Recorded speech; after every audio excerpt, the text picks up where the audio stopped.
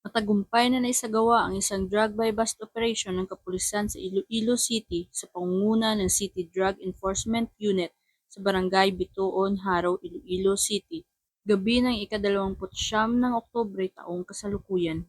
Nahuli sa operasyon ng tatlong high-valued individuals na nahulihan ng mahigit 2.7 milyon na halaga ng hinilaang shabu.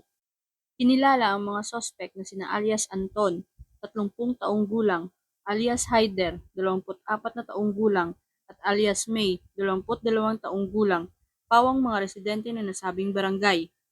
Ayon kay Police Captain Ryan Chris Inot, hepe ng City Drug Enforcement Unit, nagkakahalaga ng 25,000 ang shabu na ipinagbili ng mga sospek sa mga operatiba.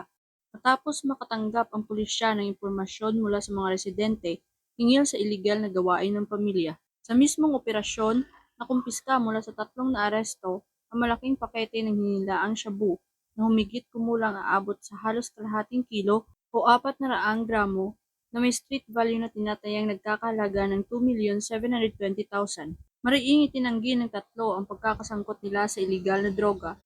Ngunit kalaunan ay namin nilang may kaugnayan sila sa isang kamag-anak na naaresto rin sa parehong barangay noong mga nakaraang buwan at nahulihan ng mahigit 8.7 milyon na halaga ng shabu. Sa kasalukuyan, nasa kustudiya na ng kapulisan ng mga naaresto at nahaharap ngayon sa kasong paglabag sa RA 9165 ang Comprehensive Drugs Act of 2002. Patuloy ang ating kapulisan sa pagsugpo ng iligal na droga at mas pinaigting na kampanya laban sa iligal na aktibidad at kriminalidad upang mapanatili ang kapayapaan sa komunidad.